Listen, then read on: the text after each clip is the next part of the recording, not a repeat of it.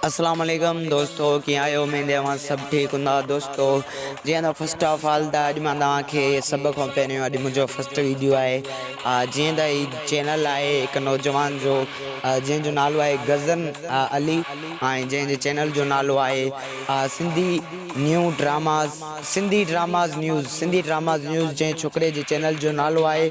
ऐं आउं पाण आहियां आदिल अहमद चन्नर। घणो करे त तव्हां दोस्तनि मूंखे सुञातो हूंदो, जे न सुञातो हूंदो त तव्हां मुंहिंजो चैनल यूट्यूब ते सर्च करे सघो था आदिल अहमद चन्नर जे नाले सां। ऐं दोस्तों अॼु वीडियो ठाहिण जो मक़सदु इहो आहे, अॼु जेकी मां तव्हांखे अदाकार ॾिसींदुमि, सिंध जो हिकु अहिड़ो अदाकार, डायरेक्टर ऐं संभाल कंदड़ हिकु अहिड़ो माण्हू ऐं इंसानु ॿुधाईंदुमि जेको तव्हां शायदि न ॾिठो हूंदो, या अगरि जे ॾिठो हूंदो त सिर्फ़ु उनखे 2-3 ड्रामनि में ॾिठो हूंदो ऐं अॼु ताईं उहो शख़्स तव्हांखे यादि हूंदो। घणो करे त तव्हां सम्झी विया हूंदो असां कंहिंजी तारीफ़ पिया कयूं। जी हा, उहो आहे अज़ीज़ सांगी। अज़ीज़ सांगी कंहिं तारीफ़ जे मोहताज न आहे। अज़ीज़ सांगी उहो वाहिद शख़्स आहे सिंध जो, जंहिं पंहिंजे गीदे मां एतिरा ख़र्च करे ऐं सिंधी ड्रामनि खे हिट बनायो। ऐं अॼु उन्हनि ख़र्चनि जे करे इहो वाहिद ड्रामो जेको आहे अॼु बि माण्हुनि खे यादि आहिनि। तंहिं करे तव्हां सभिनी दोस्तनि खे हिकु अर्ज़ु आहे त असांजो जेको हीउ चैनल आहे सिंधी ड्रामा न्यूज़, उनखे सब्सक्राइब कंदा।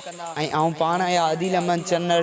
जीअं त हिन दोस्त खे चैनल बि मूं ठाहे ॾिनो आहे, ऐं जीअं त वीडियो बि मूं ठाहे ॾिनो त मां बि फस्ट जेको हले पियो, छाकाणि त हिन दोस्त खे थोरी घटि बि सम्झ में अचे ऐं हिन मूंखे चयो त मुंहिंजी सपोर्ट कर। सिंध जा इलाही नौजवान आहिनि जिन खे का ख़बर कोन्हे यूट्यूब जी।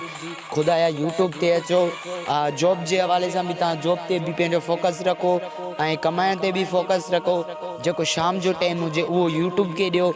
यूट्यूब ते तव्हांजो चैनल मोनेटाइज़ थींदो, हिकु तव्हांखे सुठी पेमेंट मिलंदी महीने जी।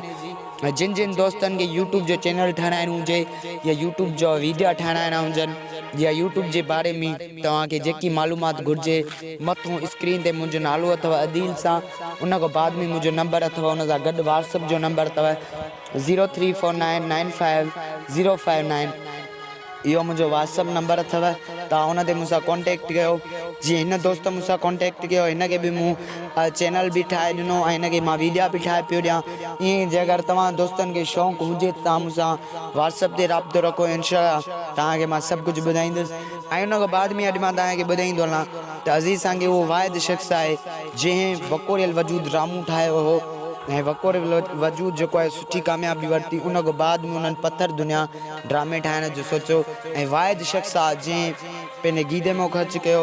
दोस्तों इंशाअल्लाह हिन जो ॿियो पार्ट तमामु जल्द कमिंग सून में ईंदो। महिरबानी।